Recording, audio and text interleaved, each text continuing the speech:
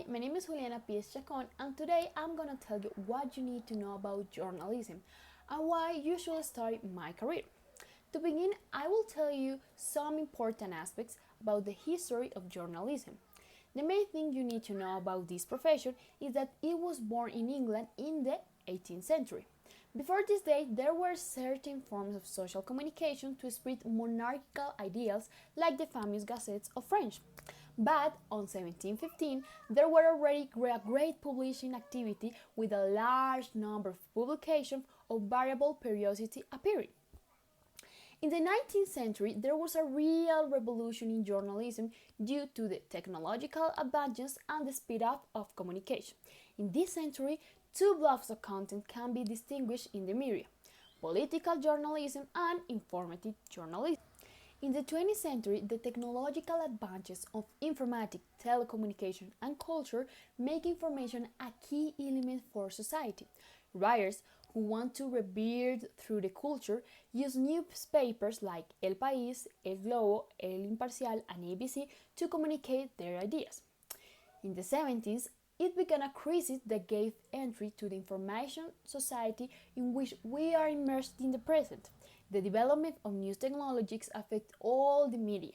They have favored the speed of dissemination of messages and, at the same time, the possibility of updating their content.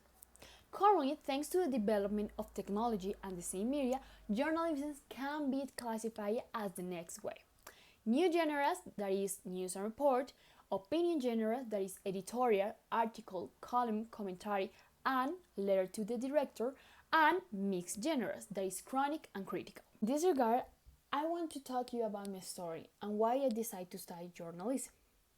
I remember that I want to study political science to work in international organization, but after having read Slave's Power by Lydia Cascio, a book that recounts the terrible events that a person who has experienced sexual exploitation has to go through. This book tells how the human trafficking business moves and who is behind every move.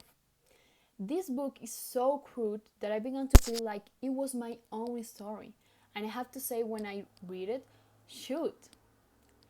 After finishing the book, I looked for the author and found that thanks to her, a human trafficking network was discovered and dismantled. Thanks to her book, many women, even those who are no longer with us, were able to tell their stories.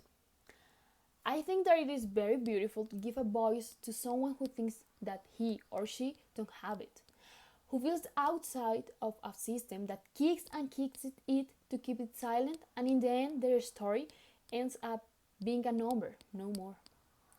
If someone asks me what it is to be a journalist, what I would have said is that he is the representative of a society that watches over everyone's interests. In addition, I would like to talk about the 4 things that I consider that are the best contribution of journalism to society. But first, I want to ask all of you, how many times have you thought about the labor that journalists do for society? Well, I asked to my sister, and she said that it was something that actually she didn't think about it. So I told her about these 4 things that I'm going to tell you, and she concluded that I was right. So I want that you pay me attention, very attention, and answer the next question. Is journalism the best career you can study? In first place, the journalists disseminate information. It means create an order of information with the objective that the readers can understand their own reality through what media provides. For example, when the media give information about coronavirus and help the people understand why they should stay home. In second place, make their rulers in the obligation to tell their community what they are doing. It means the accountability that the government needs to do with their people. For example, when any media makes an article telling what was the thing that Peñalosa did during his 4 years of mayor and what things he didn't. In third place, creating spaces of information where citizens can decide for themselves. It means make possible that the information that everyone receives helps them to decide what is wrong or good. Finally, giving voice to all citizens, it means not leave anyone out in journalism. For example, when the media gives information about the Minga, They shouldn't only talk about the official voice of the government, they need to involve the natives too. So now, what do you think about what I have said?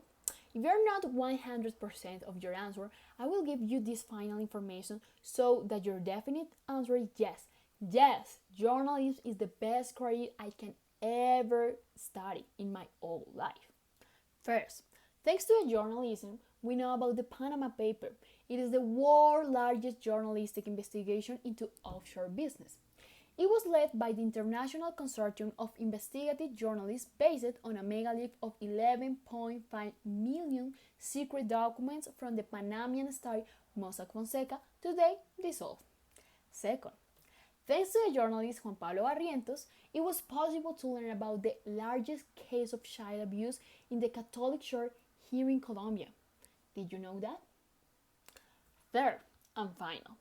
On June the 6th, the site The Intercept published an investigation into one of the most notorious raids carried out by the US military in Afghanistan in 2010.